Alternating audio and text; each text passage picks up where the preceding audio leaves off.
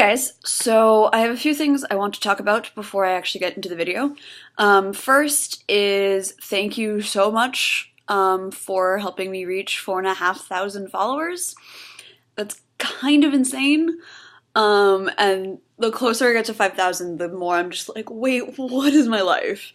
Um, I'm gonna do something when I hit 5,000, probably another giveaway. But if you have any suggestions for what you'd want me to give away, whether you'd want me to do something else, like a special video or post an old recording or like embarrass myself on the internet, let me know. I'm open to suggestions. Second, apparently, I made something amusing because Classic FM shared one of my photos. It's the high D flat piccolo photo, and yeah, that happened. I'm still trying to figure out how I feel about it. And lastly, I'm really sorry there was no video last week. Midwest Composer Symposium kind of just took over my life, and yeah. And that kind of leads into what I want to talk about, which is time management in music school. And also in life, but mostly in music school. And what led me to this is because I'm super busy right now. I had 4 performances over the course of 24 hours last weekend. I have 2 recitals this weekend, a recital on Tuesday and a recital on Thursday. So yeah, I have 4 more performances until Thanksgiving break.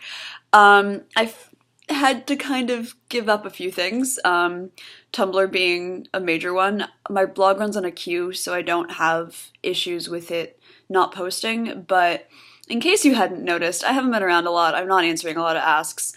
If you have sent me an ask, I will answer it, I promise. I just haven't really had time. And so I know that when I get this busy, I have to give something up. And the easiest thing for me to give up is my hobby, or the thing I do in my spare time, which in this case is Tumblr. And it sucks, and I will go back to it when I have more time, and that's what I'm planning to do. But I know that I have to sacrifice some things for my career. And for me, being a musician and getting these opportunities to play in really important situations are much more important than my blog.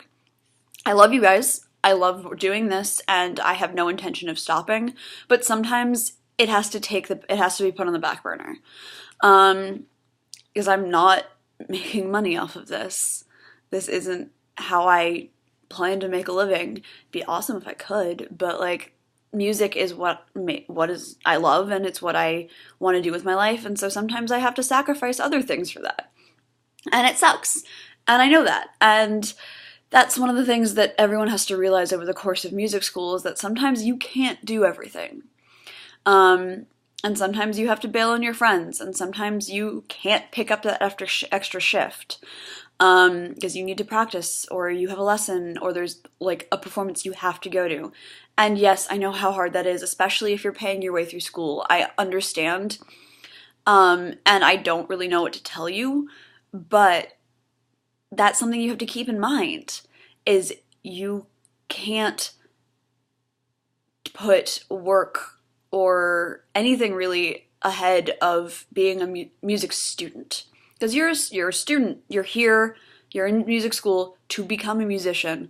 So it's more than just showing up to your classes and playing in rehearsals. It's practicing, it's going to performances, it's supporting your friends, it's making connections, it's everything like that.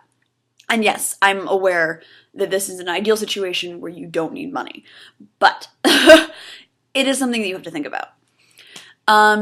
And I think the second thing I want to talk about is that if you are struggling, it's okay to ask for help. Whether it be your friends, your teacher, a professional, like any of the options that you have, sometimes you're going to need help, and there's nothing wrong with asking for it. It's something that we all are going to have to do. I have had to rely on so many people, and have actually gone to a therapist and talked through a bunch of things and dealt with a lot of stuff, and I don't have any shame about that. It was what I needed to do at the time, and it helped me move on with my life, and it helped me get to a place where I can manage my life, and manage my time, and manage everything, and be successful. And there's a huge stigma around asking for help, especially in music school somehow. And especially like with your teachers, but 95% of the time, your teacher is going to be super supportive. They're there to help you. And if what they're doing isn't helping you, or if you're super stressed out and not able to work out anything that they need you to do, then you have to tell them. They can't just, they're not psychic. And most of them are going to be more than happy to be accommodating. And if they're not, that's a different situation, but ask for help. Like, don't just struggle through things by yourself and not make any progress. That's not worth it, and then you're wasting your time. And then the fact that you couldn't pick up that extra shift is going to be even more of a problem because you're not actually making progress either. And I know that's a really harsh thing to say, but it's true. And like, you're a student first. You're a student first. And I think it's also a matter of figuring out what your limits are. For me, I learn music really quickly. So I can take on more than some people can, but I still have limits. I can't do more than 4 performances in a week. So in case you hadn't figured this out, I am at my limit right now. I don't do more than three pieces per concert, which seems like a ridiculous rule to have, except when you think about I'm one of the only contemporary flutists on campus, and so I tend to be the first choice for people, which means that I get asked for more than 3 pieces per concert sometimes, and I have to say no.